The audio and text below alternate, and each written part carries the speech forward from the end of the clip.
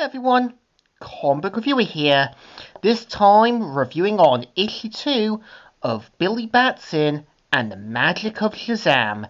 Now as you know, back in the late 2000s, the DC comic imprint of Johnny DC did Billy Batson and the Magic of Shazam. That did 20 or 22 issues. That was meant to feature, another original Shazam story.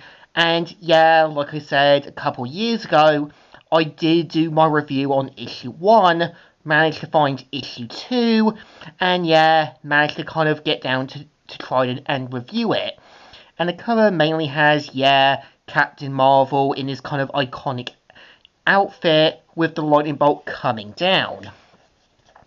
And the story mainly starts off with Theo Adam trying to find the word and say, "Power, electricity, almighty!" And we see how the librarian tries to get him to be quiet, but of course, because of his arrogant and upstart behaviour, ends up angering the librarian, who mainly throws him out. And of course, realizes that, Captain Marvel is going to be at school, and we see him saying, "You better not be late for school today."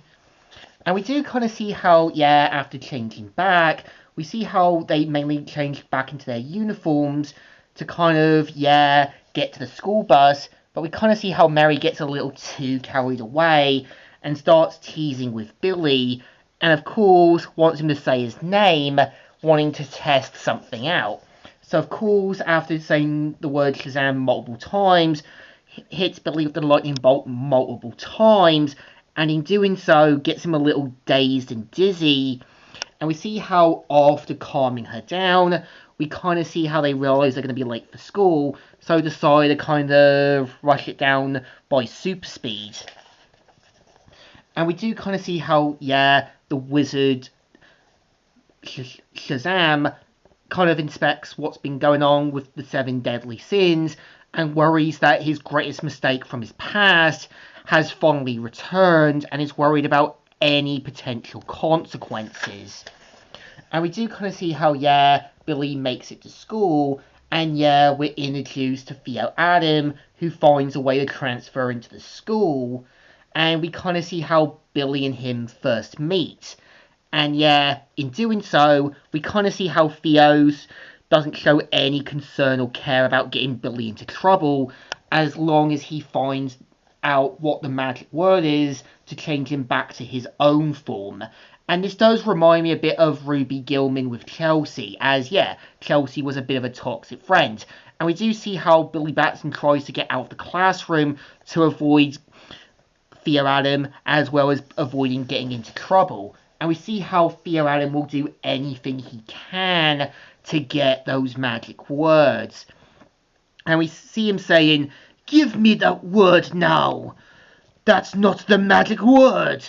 And of course, we see how after he basically floods the whole classroom, we kind of see how, Billy Batson realizes he's in the girls' bathroom, but quickly changes to Shazam, knowing no one's in. And after, going to stop the sort of rogue fire hose, we see how he's able to hold it down, and because of his super strength, it ends up blowing up like a big balloon, and of course, ends up being blown up. And we see how we see the firefighters saying, "Whoa, thanks for stopping the water, Cap, and I didn't need to take my shower for that week anyway." And we see how, Billy realises after meeting up with his sister that they can't really stay around forever, and realises that Theo could use this as another opportunity, and decides to fly Mary away. And we see how, the wizard sees to his shock and dismay that the 7 deadly sins' eyes are slowly opening, and we see him saying, "What do you do when fate happens faster than you expect?" And we see how, after realising the coast is clear, Captain Marvel changes back to Billy Batson, and we see how, Billy points out about Theo Adam, and even having a feel that, yeah, he knows about the magic words. He thinks something is up. And we see how after meeting up with Theo again, he's stolen a skateboard and some money. And of course, the police are jumped to conclusions, thinking that Billy and Mary are accomplices. And yeah, this is Theo showing no concern or care that he's going to get Billy Batson into trouble. And we see that he does anything he can, like I say, to get him to say the magic words. And of course, Billy finally puts the pieces together, realizing that Theo has a connection somehow, and has a plan where basically him and Mary will say the word Shazam in their minds. So we kind of see how Theo will do anything he can just to get those words. And after Billy and Mary's plan comes to full effect, it ends up summoning in the magical train. They quickly get in by the inches of their teeth and manage to break through. And we see how, yeah, after they kind of get to where the Rock of Eternity is, they change back into their sort of super forms and try to get the wizard to help. And we see how the wizard points out about Theo Adam and how years ago, back at the time of the pyramids, he chose a 14-year-old boy known as Theo Adam to become his champion. And by saying his words, he became Black Adam. But we see how the wizard realized that Theo was selfish, arrogant, self-righteous, and also elitist, and realizes he made the mistake.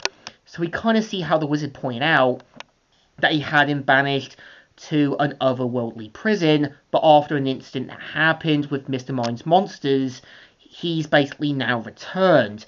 And yeah, the 7 deadly sins returned.